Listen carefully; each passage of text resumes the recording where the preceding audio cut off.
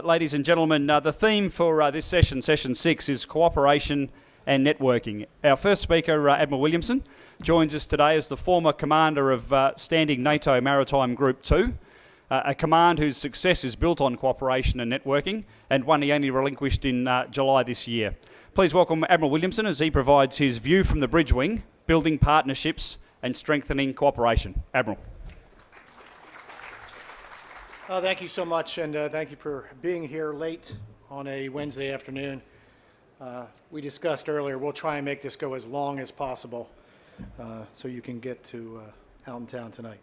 But seriously, thank you for being here, and to the Royal Australian Navy and to the people who have put on this conference, thank you for inviting me to speak today.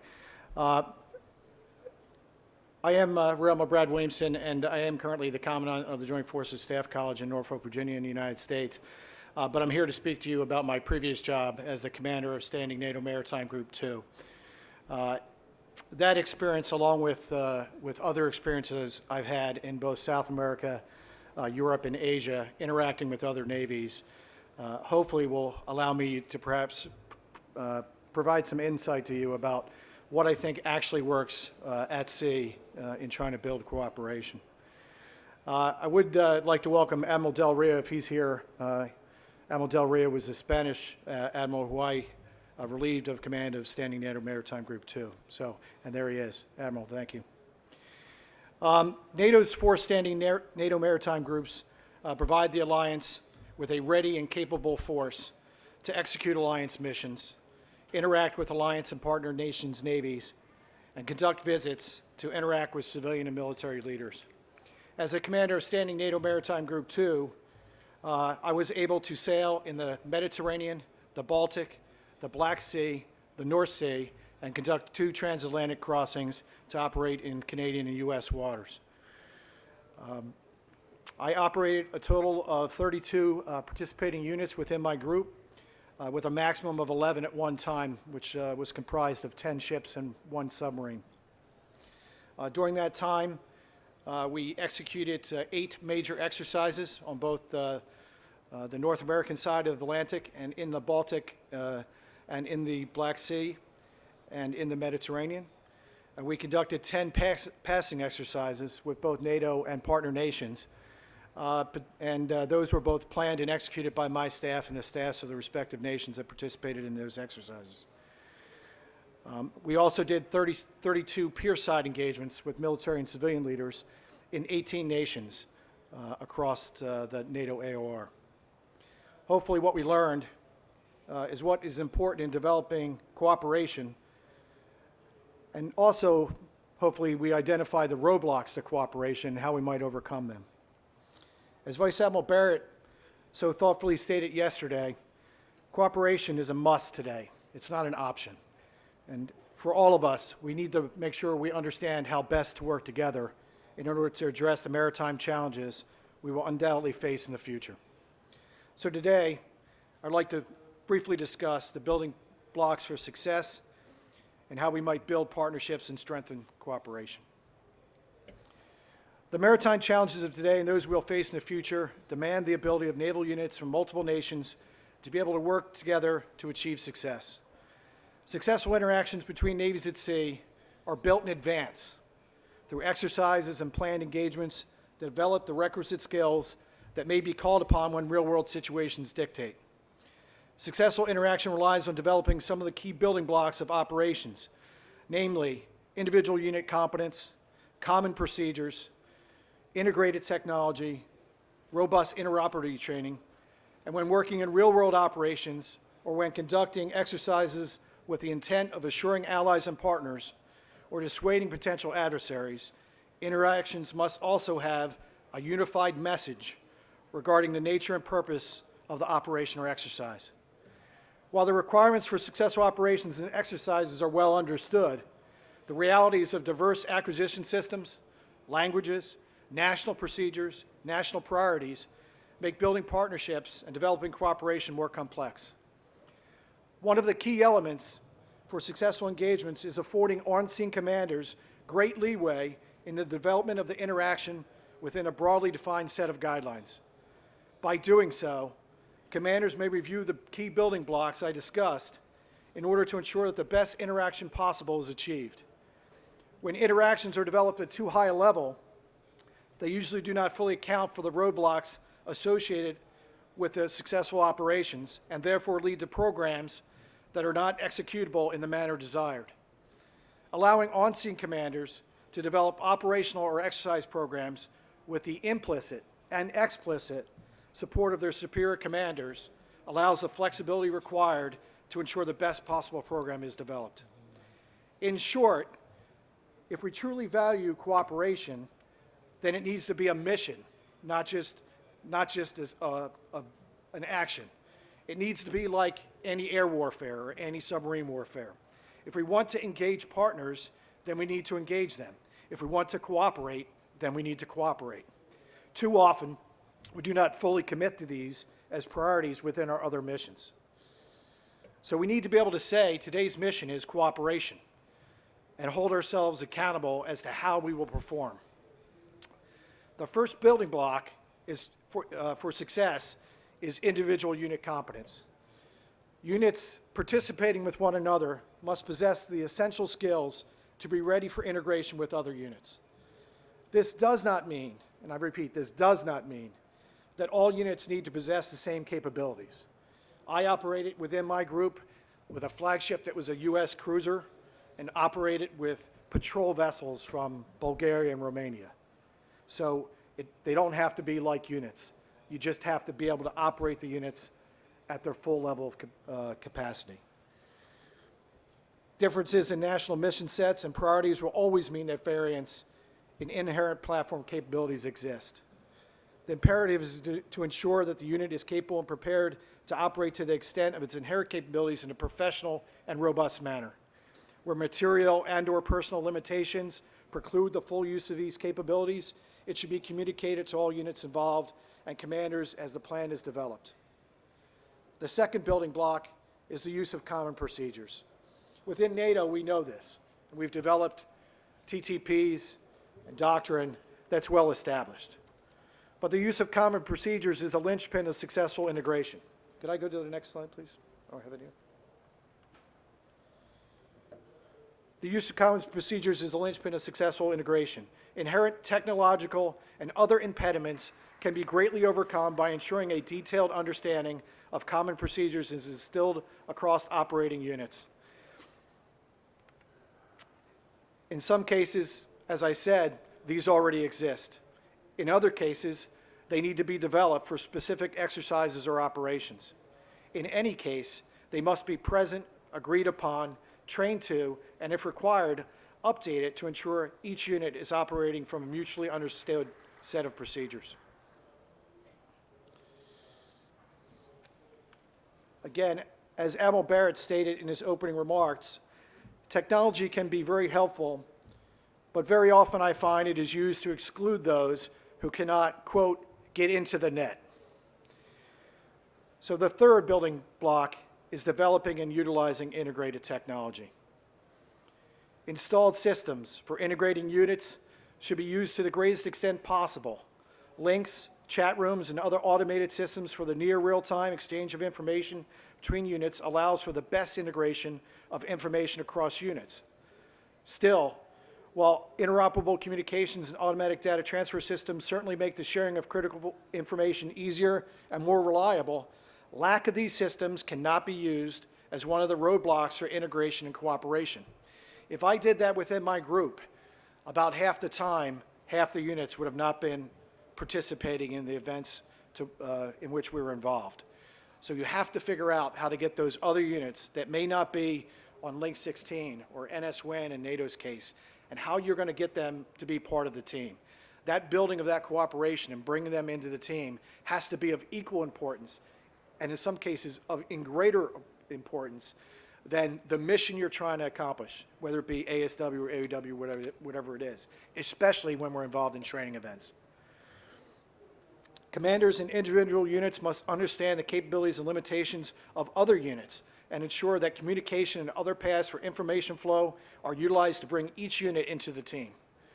Resolving issues during exercises and training events will ensure that critical elements required for integration are better understood should units be asked to work together during real-world operations.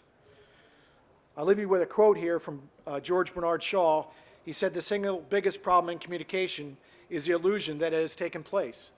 And for those of us that have operated at sea, how many times you looked across from your bridge wing and said, "What are those guys doing over there? Did they not get the last signal?" And sometimes we assume everyone knows what we know. And when we're dealing with partners who may not have the same technical capabilities, we have to ensure that they know what we know. And we have to develop the procedures and the processes to make sure that that information is properly transferred.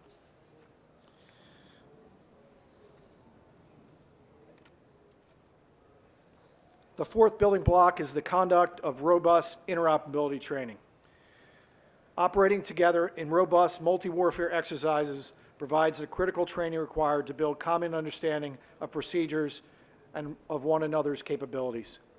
Integrated training of surface, air, and subsurface units, as well as integration of shore infrastructure and ground units, is crucial to developing the mutual understanding required for success in real-world operations. Allowing on-scene commanders, again I said on-scene commanders, the flexibility to develop exercises to bring differing units into the program promotes understanding and forces units out of their comfort zones of what they already understand. Discovering issues during exercises and training events while we operate in a controlled environment will allow TTPs to be refined to resolve these issues. When done in a crawl, walk, run methodology, the severity of risk to the safety of participating units can be properly mitigated. The result will be that overall risk to mission when conducting real-world operations together in the future is dramatically reduced. The final building block is a unified message. Both planned exercises and real-world operations in today's world demand a unified message that clearly articulates their purpose. It is not enough today to simply conduct an operation in a professional manner and hope that its intent is clearly understood by the diverse audiences who may have interest or be impacted. It is therefore imperative that a unified message is agreed upon by all involved in the exercise or operation, and perhaps more importantly, it is not enough that this message be vetted through associated military organizations. It must also be briefed and agreed upon at the highest levels of civilian leadership in the participating nations. Diverging messages provide a gap through which those potentially opposed to the partnering or cooperation can drive a wedge to cultivate division among participating nations. A positive example of a unified message was seen in the counter-piracy mission, as was discussed earlier today.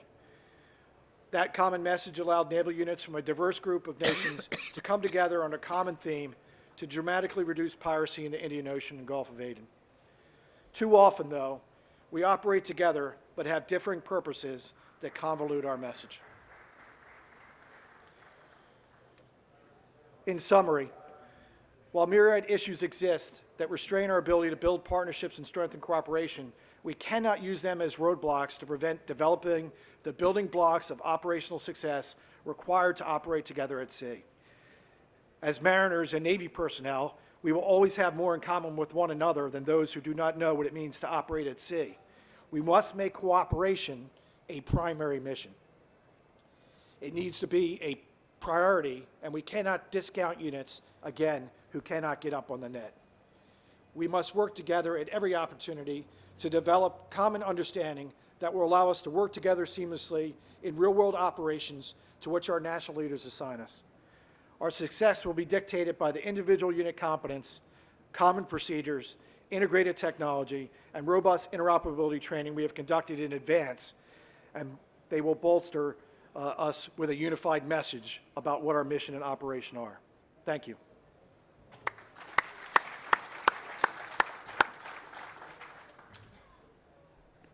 The Regional Cooperation Agreement on Combating Piracy and Armed Robbery Against Ships in Asia, or ReCAAP as it's better known, is one excellent regional example of an organisation focused on cooperation, networking and information sharing. ReCAAP was established in the wake of a significant piracy problem in Southeast Asia. We heard about that in the previous session, and today has over 20 member states.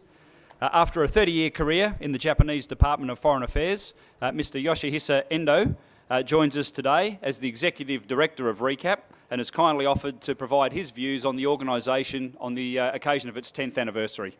Please join with me in welcoming Mr. Endo to the podium.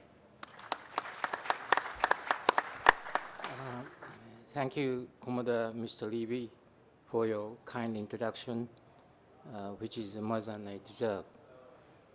Good afternoon, everybody. It seems to be I am the last speaker, but I hope I'm not the least. Having said this, the Admiral Barrett, the senior officers, and distinguished delegates from all over the world, today I feel very much privileged and honored to be given an opportunity at this prestigious conference to deliver a speech before the distinguished participants. On a personal note, I always feel very happy to visit Australia throughout my career, as I have never been treated without its warm hospitality. Setting aside my personal attachment, I would like to pay a profound respect to your proactive contribution to the international communities. One of its proof is your accession to our agreement, which is taking place 2 years before. And after its accession, within just 2 years' time, Australia has become one of the outstanding supporters of the ReCAAP under the prominent leadership of Admiral Michael Noonan, and is also regarded as a leading member state for the furtherance of the ReCAAP. In this regard, I would like to introduce that our capacity building workshop, the ReCAAP, is ongoing here in Sydney in full cooperation by Australian Maritime Border Command in parallel with this conference. On behalf of the ReCAAP, I'd like to reiterate my sincere appreciation to the relevant authorities of the Australian government. On this note, allow me to introduce the conversation I had with Admiral Barrett on the sideline of yesterday's welcome breakfast. He's so kind to remind me that he was once the ReCAAP affiliate at the time when he was a commander of the Australian Border Protection Command. Good to know that both the Chief of Staff of the Royal Australian Navy and his soon-to-be Deputy Admiral Mr. Noonan are from the same ReCAAP family. It is encouraging. Having said this, taking into consideration the topic of this session as well as the time allocated to me, I'd like to promptly get down on the substance in accordance with the scope shown in the slide. First, briefly the background and the history of the ReCAAP.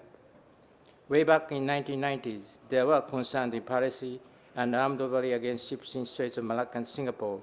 The number of incidents once hit over 200 or 300 in the early 2000s. Some of you may recall that the Malacca Strait was once designated as a war zone by the insurance companies, and consequently, a number of vessels avoided the Malacca Strait route. Against this background, the countries in the region discussed about how to cope with this issue. The concept of the regional cooperation was first proposed by the former Japanese Prime Minister Koizumi in 2001, and the agreement was drafted in 2002.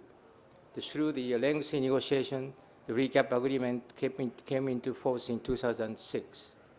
Now, almost a decade of operation, ReCAAP has made a steady development and is considered to be a successful model of the regional cooperation for others to emulate.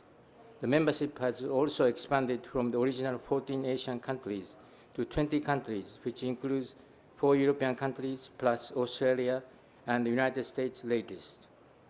Although our membership is as small as 20, they represent almost 60 to 70% of the global population as well as global GDP. Further, we have several countries which show their interest in joining the ReCAAP, such as a country like France and Germany. When taking into account its relatively short history, I could say that the ReCAAP has made a steady development. However, at the same time as we grow, we will face new challenges, which I will touch upon later. Next, I would briefly touch upon the characteristic of our organization. We frequently hear that ReCAAP is a unique organization. In what sense is it unique compared with other intergovernmental bodies. I could summarize as the 3 keywords starting from S. They are small, slim, and soft. First, about the small. Our information sharing center is manned by a small number of staff, only 16 personnel compared with 700 of IMO. And our annual budget is as little as $2.5 million US, including all administrative expenses such as utilities and salaries. While IMO annual budget is $55 million US, approximately 20 times they are larger. Next, about the slim. We have no patrolling vessels, no reconnaissance airplanes, and even no guns at all. The only hardware we have is 10 years old official car, which I'm using from the Secretariat. In other words, we do not have hands and legs. We have only information and its computerized network system called IFN to make the most of. Thirdly, about the soft.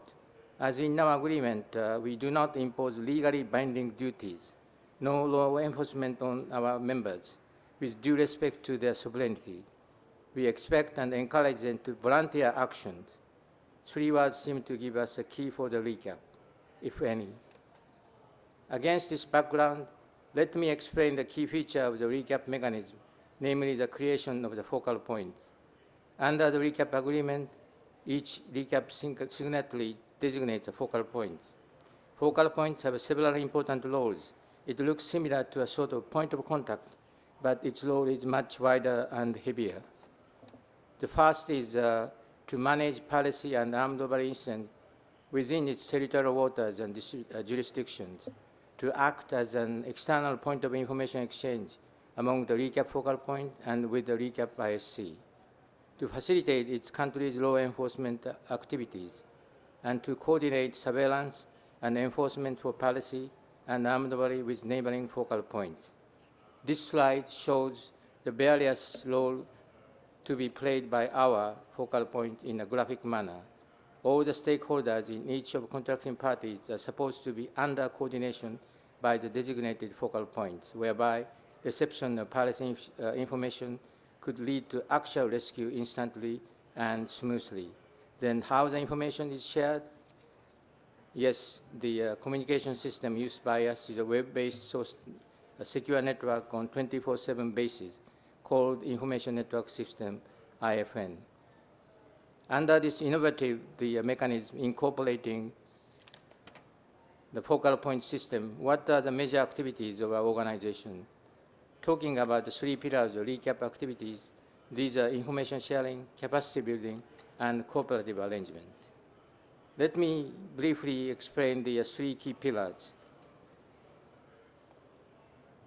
Information sharing signifies the whole purpose of the organization because it is there to meet operational requirements, to generate avenues of mutual support, and to enlarge operational capability and capacities. Current agenda is timely and accurate dissemination of verified and non-biased information in order to bring all the stakeholders at the same platform understanding about ongoing incidents. Capacity building activities are to strengthen capacity of our focal point as well as the organization as a whole. These are conducted on regular intervals among the ReCAAP Information Sharing Center and the 20 ReCAAP focal points. This includes bonding of confidence building, bridging of operational gaps, and education of situation awareness. In recent years, special efforts have been made in order to promote our capacity to respond to evolution of the capability of the perpetrators. Thirdly, the cooperative arrangement, which is there to facilitate cooperation among the ReCAAP and various stakeholders, including ReCAAP focal points, research institute, and other organizations having operational level arrangement with ReCAAP, including IMO, BIMCO, Intertanko, Interpol, and etc. These are there to train and conduct operational exchange to become for communication linkage and for the joint and collaborative activities. The ReCAAP cannot become a huge entity. What we need is establish a wide and in-depth network by making the most of the existing expertise of other stakeholders to create synergy among us. In this regard, to be particularly highlighted is the recent enhancement of cooperation with Interpol. There have been need to assimilate data of Interpol and ReCAAP for a better and in-depth analysis of changing trends of crime involving not only at sea, but also the land and with organized crime in this region. The cases necessitate engagement of the ReCAAP. Clear and present agenda in this region is to act against transnational crime as a team. In this regard, the appointment of the new Executive Director of Interpol, Mr. Tim Morris from the Australian Federal Police Agency, is more than welcome, as it will further strengthen the ties between the ReCAAP and Interpol. Now let's quickly go through the achievement the ReCAAP has made in the past. This is a graph demonstrating the trend since early 2000 regarding the number of incidents in our region, as well as the significance level. While there are ups and downs, the general trend has been we are headed for improving the direction, in particular in terms of quality of the incidents. There have been no hijacking incidents in our region for a long time compared to, say, East Coast Africa and West Coast of Africa. The majority of the incidents are the very less severe nature, such as a petty theft. Also, in terms of the quantity, overall trend has been an improvement until 3 years before. However, the number of incidents has changed its upward trend. While most of the incidents, again, as I mentioned, the less severe nature, such as petty theft, we have to closely monitor its development, along with the recent frequency of siphoning incidents, on which I will elaborate later under the item, the recent developments.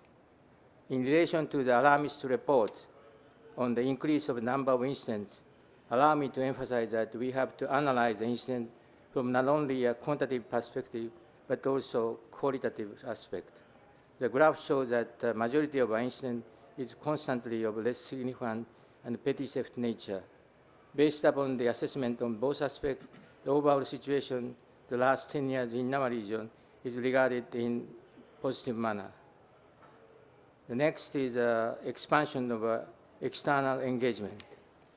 We are now in the 9th year of operation and have a total of 20 contracting parties to date, including the majority of Asian countries and 4 European countries plus Australia and the United States, who has latest joined in September 2014. The increase of our membership beyond our region demonstrates that ReCAAP has been evolved to be a body of not only regional, but also international response. This working network of the ReCAAP also demonstrates evolution of the ReCAAP, that is our efforts to make the ReCAAP a body of relevance for the topical agenda. Also, since its inception, we have established more than 10 cooperative arrangements with our stakeholders, such as IMO, Interpol, DCOC, and shipping associations. The next contribution of the ReCAAP to other regions. Until now, I have basically focused on our activities within our regions, but we shall not forget about our external activities aiming at contributing to the development of the regional cooperation in other regions as a reference model to be emulated by others. The ReCAAP model acted as a founding stone in the making of a Deputy Code of Conduct, namely the DCOC. This fact is duly acknowledged in the DCOC Code preamble, mentioning, I quote, inspired by the Regional Cooperation Agreement on Combating Piracy and Armed Robbery Against Ships in Asia, adopted in Tokyo, Japan in 2004, unquote. The ReCAAP was involved with IMO in lots of activities assisting DCOC ISC setup and its development. At the high-level meeting in London, May last year, DCOC has embarked on a new stage.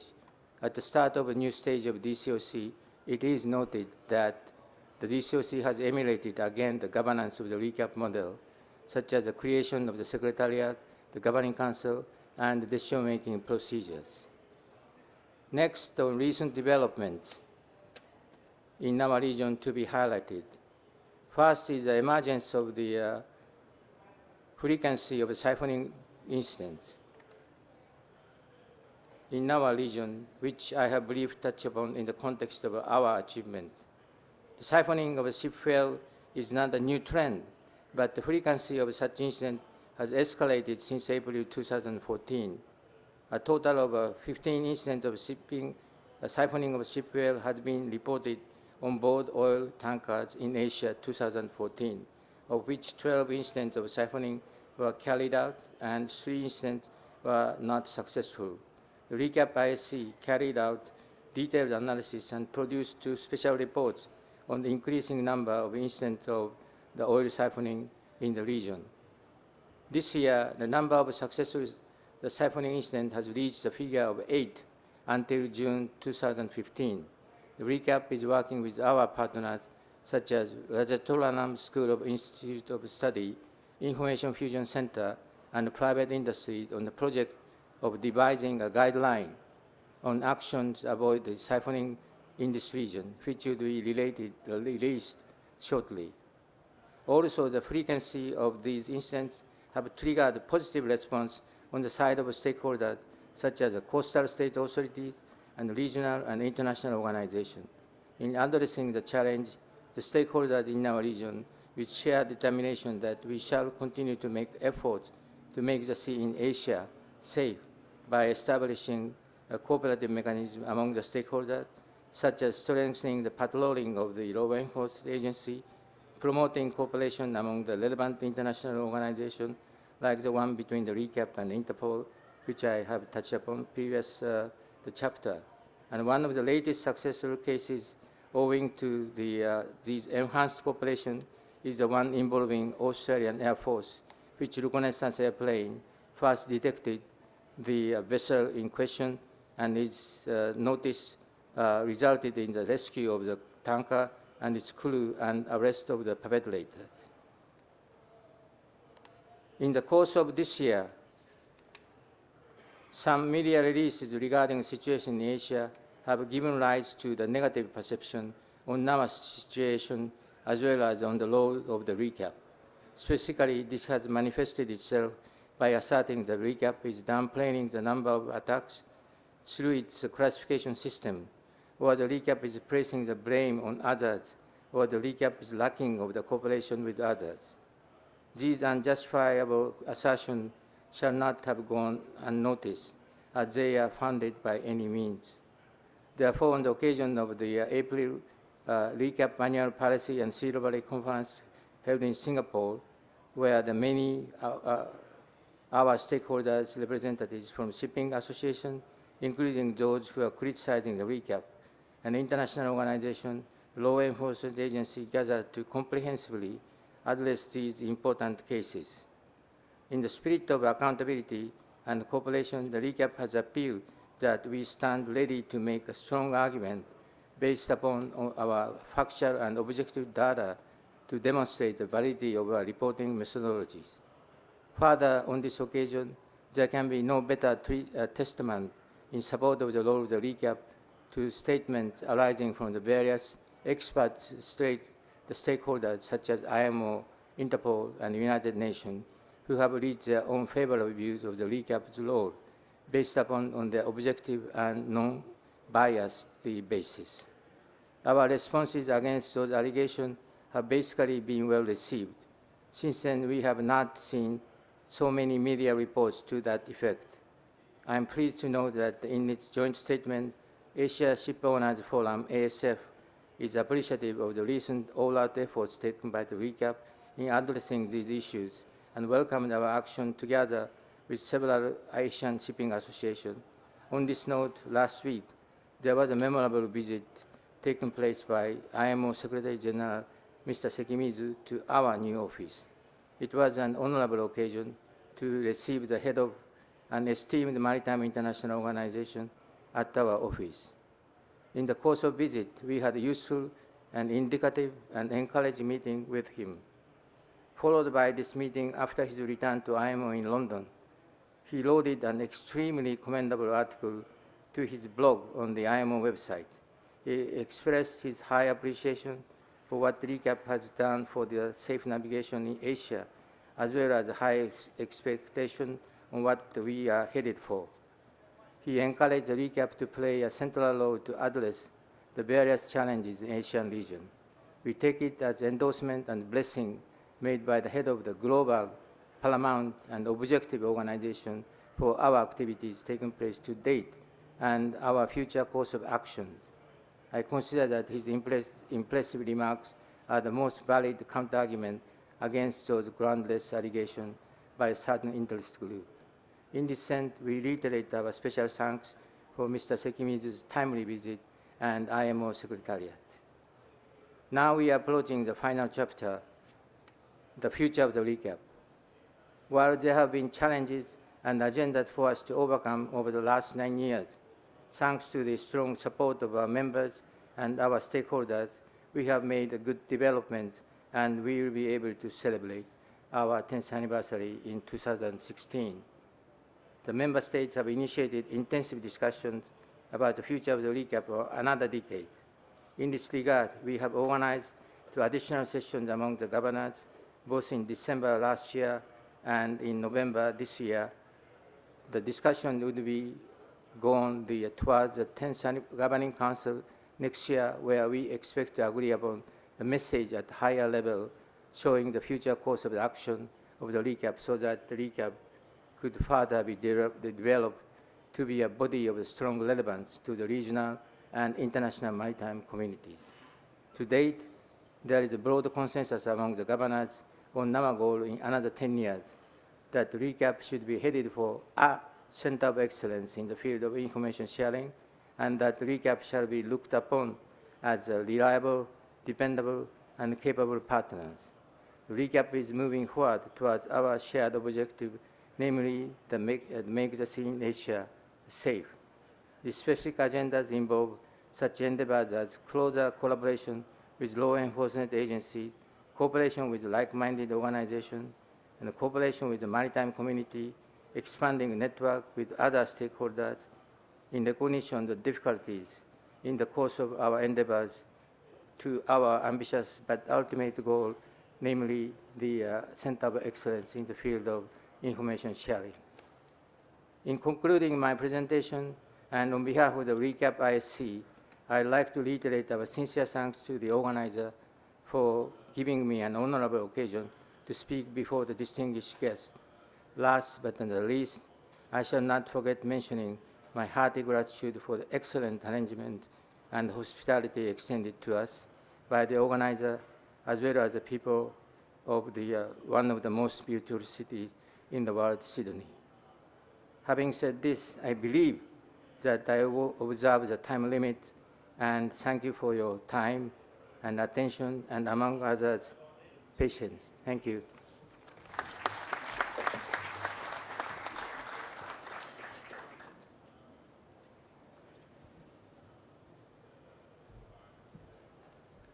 Well, thank you very much to both Admiral Williamson and Mr. Endo there for 2 excellent presentations highlighting the value and the benefits of networking and cooperation in maritime affairs. We now open the floor to questions. As with our previous sessions, I would ask please raise your hand, and once I point to you, if you could wait for the microphone to make its way to you. State your name and any relevant affiliations, and as per previous sessions too, I would ask that you restrict yourself to questions rather than comments, so we get the most out of our speakers' valuable time and expertise. So without any further ado, I'll open the floor to questions. Sam. Thank you. My question is for Admiral Williamson. I'm Sam Farrelly from the Department of Defence. My question relates to the management of differing legal interpretations, I guess, as the commander of a combined force in an era as, I guess, our operating environment is becoming more opaque, more complicated. The laws of armed conflict, I guess, have never been simple. Interpretations there now becoming more complex as well. Rules of engagement differing. What kind of impediments did that present to you as a commander of a combined force? How did you manage that? And were there any lessons learned I guess, from your experiences there? Yeah, that's really a very good question. And it's one of the things, actually, when I took over from Admiral Del Rio, because of the situation that was happening in the Mediterranean at the time, that's, of course, gotten worse since I first started back in summer of 2014. And we did have to refine it. Again, it kind of goes back to what I said, that you have to operate and then refine your procedures. What we found was that not everyone had a common understanding of when they would need to chop back to their own national authorities and execute certain missions under those national authorities rather than underneath the NATO authorities. So our ships normally sailed under a NATO flag and answered as a NATO warship. But there were certain missions that were outside of NATO's purview, but the individual nations had an imperative to act. And so we refined those procedures, and I think that once they were clearly understood by everyone, the fact that every nation had a slightly different imperative really didn't matter much. What they knew is if they came upon one of these situations, they would chop back to their national authorities, they would conduct the mission, and then they would chop back to NATO when that mission was complete. And we refined that, and I think NATO did a very good job of making sure all the nations within NATO were on board with how that would happen.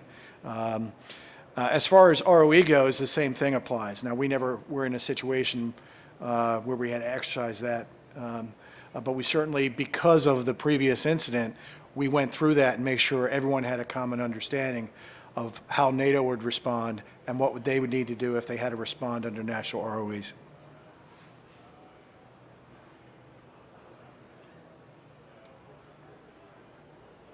Any further? Captain McCullough.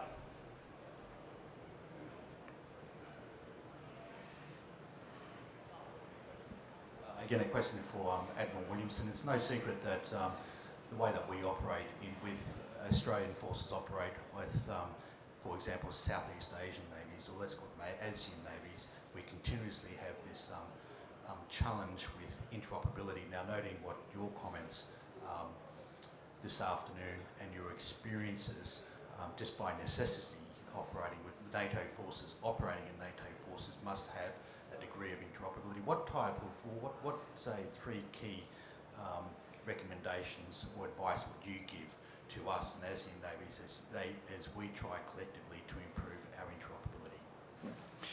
interoperability? First of all, I'll caveat by up front that I am not an IT expert.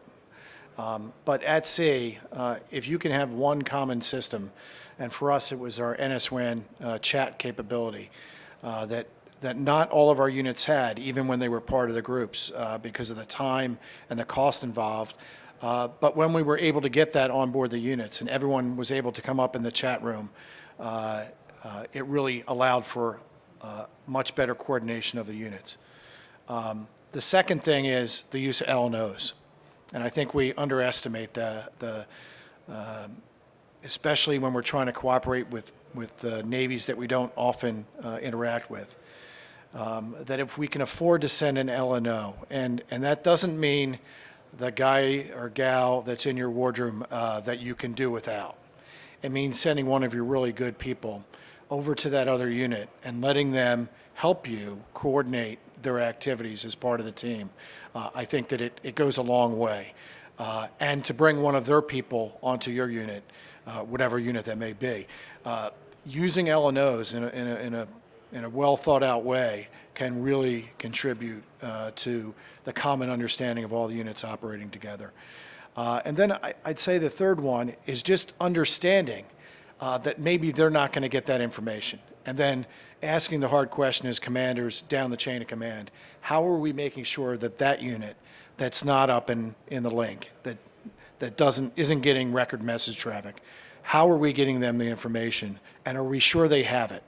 And it kind of goes back to the one point I had, that when we're trying to conduct, say, an anti-air warfare, anti-submarine warfare mission or exercise, a lot of times it becomes very expedient to say, well, we can't talk to them, so put them over there. Well, if your mission is ASW and that's what you want to do, then roger. But understand that that's not building cooperation or building partnerships. okay? It's having another unit in the general vicinity of you at sea. If you want to bring them in, you've got to work through all those issues, and it is work. But again, that's why I think when we talk about cooperating with other navies, we have to make that a priority.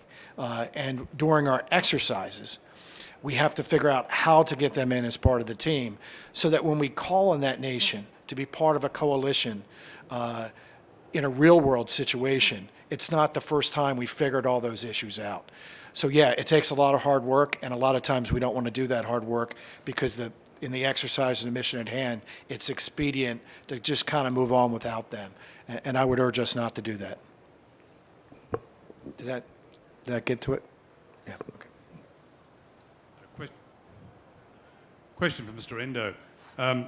Piracy in the South China Seas is nothing new. Lord Jim, the novel by Conrad, is full of it. As a small boy, I remember my father being the medical officer of a New Zealand frigate chasing pirates around in 1956, nearly 60 years ago.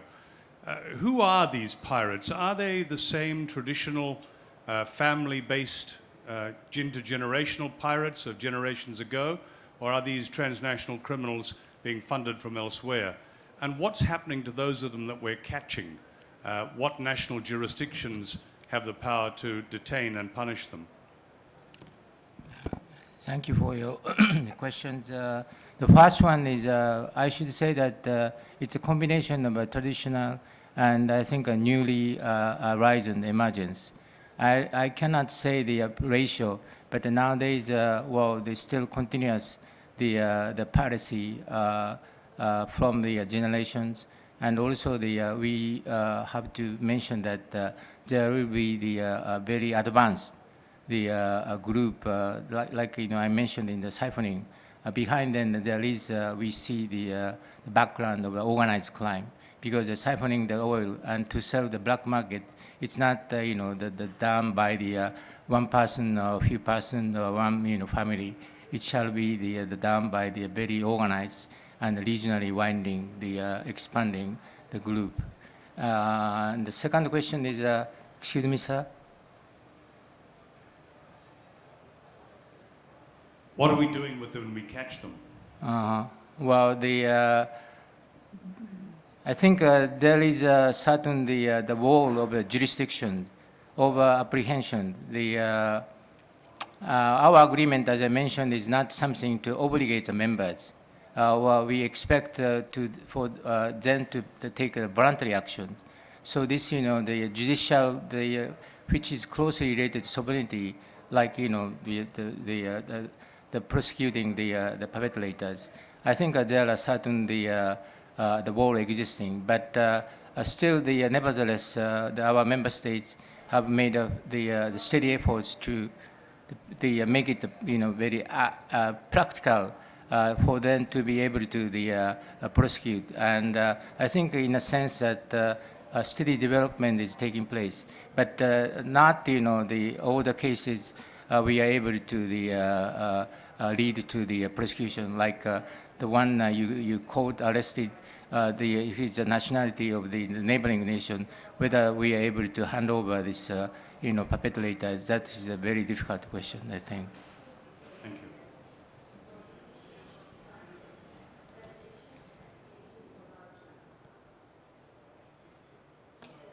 Sub-Lieutenant Lloyd, Royal Australian Navy. My question is for Mr. Endo.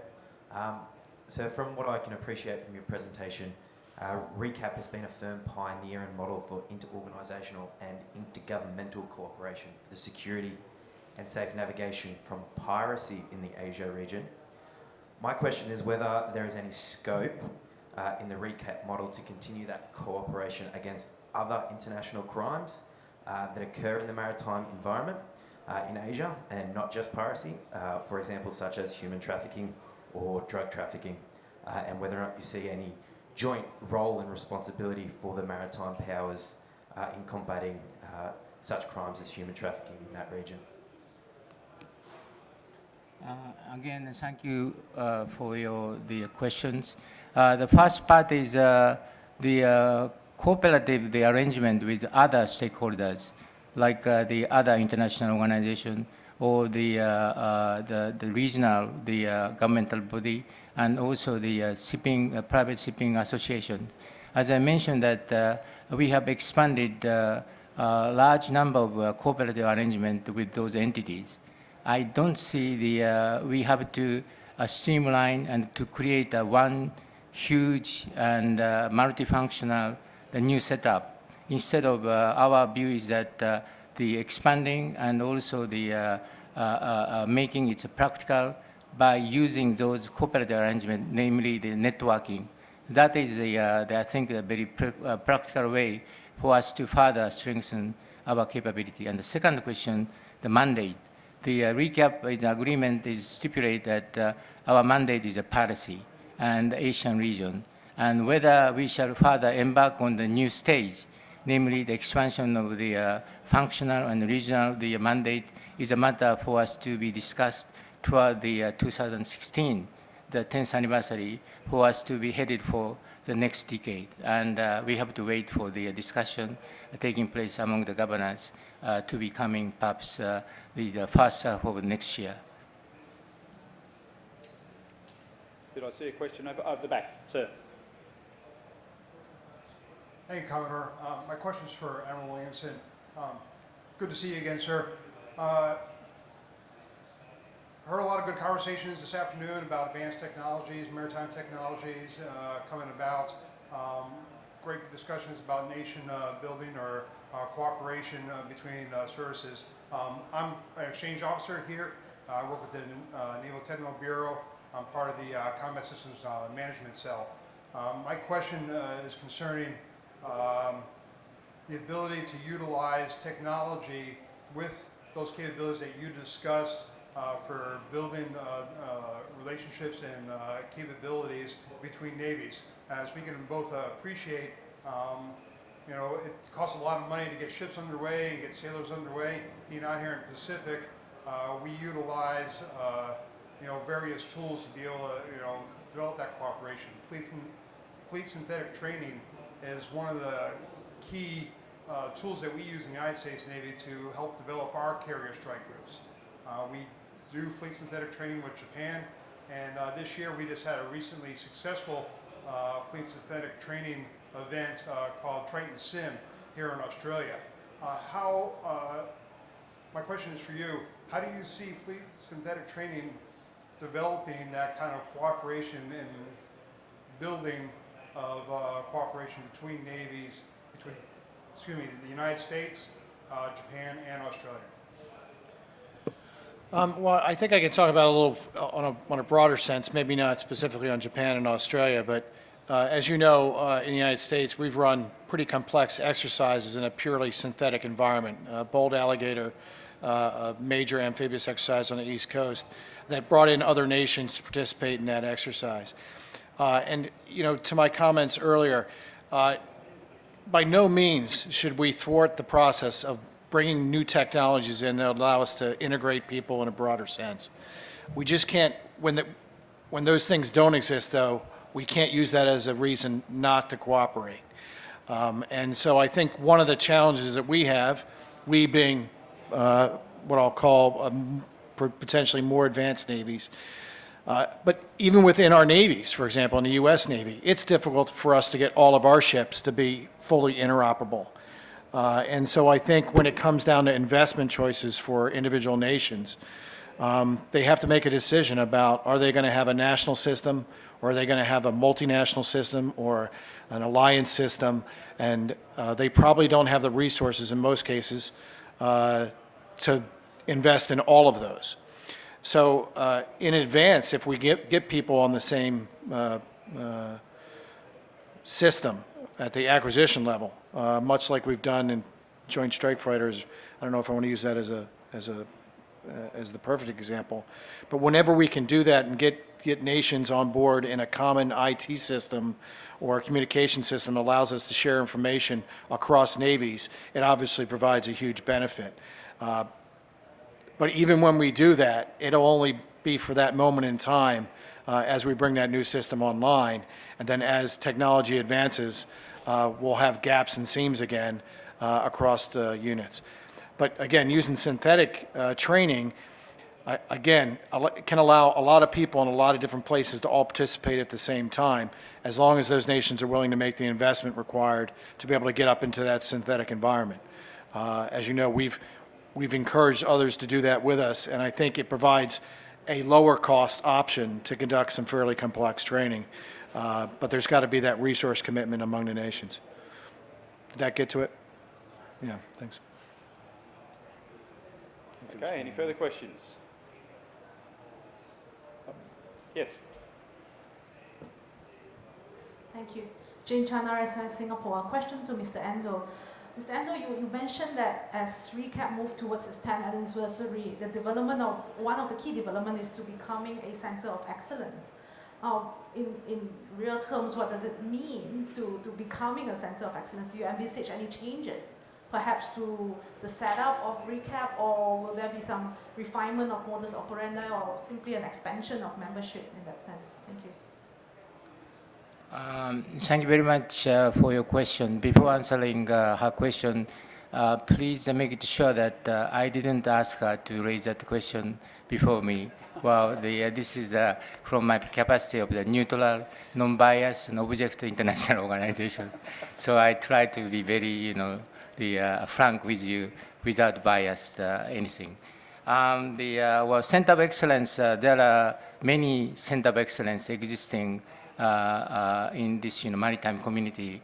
And I say that we are not the center of excellence. We are a center of excellence. We do not want to compete with other relevant bodies. And secondly, although we have developed, there are many rooms for us to be further developed in terms of the information sharing, such as we are now conducting the information sharing mostly on the basis of the technical aspect, such as the perpetrators, the figures, and also the type of the incident which happened. But again, there are questions raised to us: what is the background of those, the incident or the crimes, conducted? Is there any social changes, or economic changes, or even political changes? Maybe the security changes. And for those, factors, regrettably, we do not incorporate in our assessment. And I think at some time of the future, we may have to further strengthen our knowledge and expertise on the field, such as, more broader the perspective, namely social, economic, the political, the assessment, setting aside this factual, the analysis. So that is the avenue for us to be further improved, and one element to become the ideal picture of the Center of Excellence. I think I answered your question.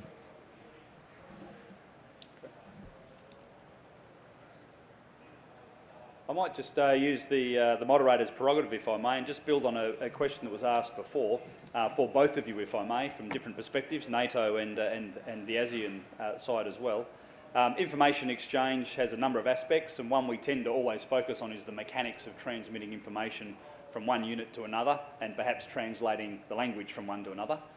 That's the science, if you like, of transmitting information. But there's also the art to it, the interpretation of that information that's transmitted around. And different countries have different histories and experiences, and therefore can potentially interpret information differently. The art of it, if you like. And I've certainly seen this where message A was transmitted, message B was actually what was received in the receiving commander's head. Is that still an issue, or is that an issue that you've experienced in your experiences? And what do you think we can do to overcome any translation issues of that nature to make sure that the intent is getting across as intended? Should we go first? Please. I would tell you that it still does exist, and some of it is just that we come from different cultures and backgrounds, and I think what I try to do, and understanding that you have units that are from different nations with different cultures, different backgrounds. One, I tried to make sure that when we communicated whatever the information was, that we did so in a way that made it as easy to understand for everyone. That being said, I I tried to encourage the commanding officers of the units that work for me that they always had the ability to come to me directly through no one else if they had a question about something I had asked them to do, so that there was as little possibility as possible that something could be misunderstood. All of that being said, because of the diversity of navies that were operating with us, there were times when I would say something and it would be misinterpreted by different units. And we got better at it the more we worked together, which goes to my kind of part of my speech, is that if we wait until we have a real world situation and we try and work together, our chances of success are greatly diminished. We have to figure out what these nuances are during peacetime when we can mitigate the other risks so that when we have to do something in the real world, those risks go away. We used to, during most of my second 6 months, I had a German oiler, a Turkish unit, a Canadian unit, a US unit, and a Spanish and an Italian unit. And we were kind of a core of ships. And as we brought new units in, everyone felt like they had an obligation to make sure the new guy understood what we were doing and how we were doing it. And so it wasn't just about what the commander at the top was doing, but the attitudes of everyone involved, that our mission was to integrate them seamlessly as rapidly as possible, especially when we only had that unit for a few weeks or a month or so. And then we knew we would have another unit coming in and out of the group almost continuously. So we worked on that as a skill set. Again, if we can get to the point where we measure cooperation as a mission set and how well we do it, it matters, then we work on trying to resolve those nuances. But they do exist. I don't know that we'll ever be able to procedurally eliminate them, but we have to be conscious of them and we have to work on them continuously. Personal networks are the key. Sir? The Admiral just mentioned this multilateral cultures. And on our side, yes, exactly the agenda, the facing by me, as a head of this multicultural society, although it's small, as many as 20 countries. And to me, even though how beautiful we draw the picture, without a good management, it cannot be reached. So of course, the stage where we are is far behind our ideal, but steady the management on the efforts to be required for us to ReCAAP such an entity as of the 20 multinational cultures. And one of the conventional wisdom I try to bear in mind is that in terms of the conducting management, there is a saying in Japan, when you scold your subordinate, it shall be as few people as possible. While you praise him, it shall be before as many people as possible. That's I try to be as faithful as this, conventional wisdom. Thank you. Okay. We do have time for a couple more questions if there is any more. Okay. Ladies and gentlemen, thank you very much for your attendance. This concludes the CPOWER session 6, day 2. Please join with me in thanking Admiral Williamson and Mr. Endo. Delegates are invited to participate in the various industry networking functions that are taking place throughout the exposition halls, and a reminder that session 7, the future of CPOWER, will commence here at 08:30 tomorrow morning. Have an enjoyable evening.